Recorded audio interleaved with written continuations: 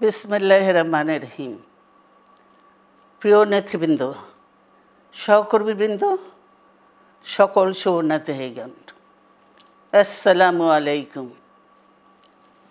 প্রতি বছর মে মাসের এই দিনটি আমাদের পরিবারে আসে এক বেদনা বিধুর স্মৃতি নিয়ে।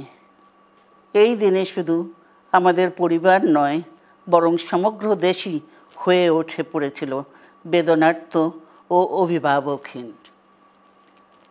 আমাদের প্রিয় মাতৃভূমি বাংলাদেশের জন্মের সাথে জড়িয়ে থাকা এক অবিচ্ছেদ্য নাম শহীদ প্রেসিডেন্ট জিয়াউর রহমান, যে চট্টগ্রাম থেকে স্বাধীনতার ঘোষণা করে তিনি এ দেশের সাথে তার নাম অবিচ্ছেদ্য করেছিলেন। সেই চট্টগ্রামেই এক সফল, সৎ, দূরদর্শী ও প্রকৃত দেশপ্রেমিক প্রেসিডেন্ট হিসেবে নিজের জীবন উৎসর্গ করেছেন। এদেশে গণতন্ত্র, স্বাধীনতা, সংবাদপত্র ও বিচার বিভাগের স্বাধীনতা, স্বনির্ভরতা ও উন্নয়ন এবং নিজস্ব জাতীয়তাবাদ সৃষ্টির অনন্য রূপকার শহীদ জিয়া, যে গণতন্ত্র প্রতিষ্ঠা আর সার্বভৌমত্ব রক্ষার লড়াইয়ে তিনি শাহাদাত বরণ করেছেন, সেই গণতন্ত্র নিরবচ্ছিন্ন যাত্রা আজও বাধাগ্রস্ত হচ্ছে প্রতি পদে পদে।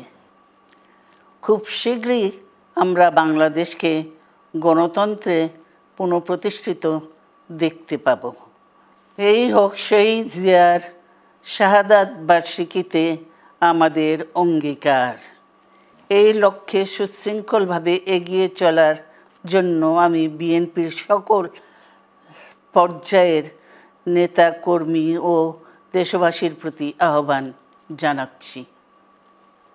মনে রাখবেন, সবার জন্য গণতন্ত্র ও উন্নয়নের মাধ্যমে সকল সমস্যার সমাধানের যে রাজনীতি শহীদ জিয়া রেখে গেছেন, তা বাস্তবায়নের মাধ্যমে তার প্রতি শ্রদ্ধা জানাতে হবে।